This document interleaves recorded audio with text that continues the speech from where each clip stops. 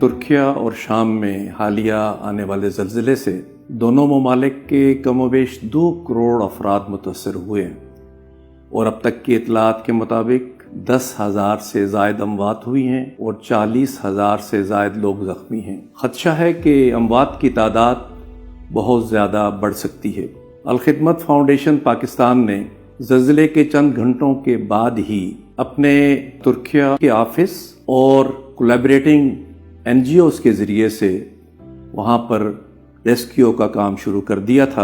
ابتدائی مرحلے میں وہاں پر گرم کپڑے، کمبل اور کھانے پینے کی اشیاء تقسیم کی گئیں اور آج وہاں پر الحمدللہ ایک ڈیلیگیشن الخدمت فاؤنڈیشن پاکستان کے نائب صدر عبدالشکور صاحب کی سربراہی میں وہاں پہنچ چکا ہے اور مزید کام کو آگے بڑھانے کا وہاں پر جائزہ لے گا۔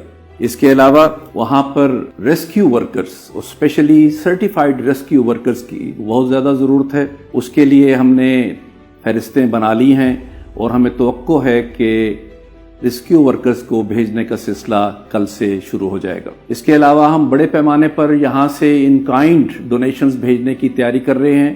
یہ ایک بہت بڑا حادثہ ہے اور اس کے لیے بہت بڑے کام کی ضرورت ہے۔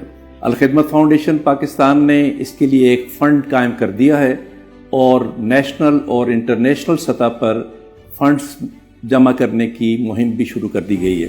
ترکیہ عوام کا ہم پر حق ہے۔ پاکستان میں جب بھی کوئی مشکل پیش آئی، ترکی کی حکومت اور عوام نے آگے بڑھ کر پاکستانیوں کی مدد کی، چاہے وہ یہاں کا زلزلہ ہو، سیلاب ہو یا کوئی اور آفت ہو۔ اس وقت اس قرض کو لوٹانے کا وقت ہے۔ میں پاکستان کے تمام عوام سے اور بیرون ملک رہنے والے تمام مسلمان بھائیوں اور دیگر انسانوں سے یہ اپیل کرتا ہوں کہ وہ آگے بڑھیں اور اس موقع پر الخدمت فاؤنڈیشن کے دست و بازو بنیں۔ ہم انشاءاللہ بہت مربوط طریقے سے وہاں پہ ریسکیو، ریلیف اور انشاءاللہ اس کے بعد ریہیبلیٹیشن کا کام کریں گے۔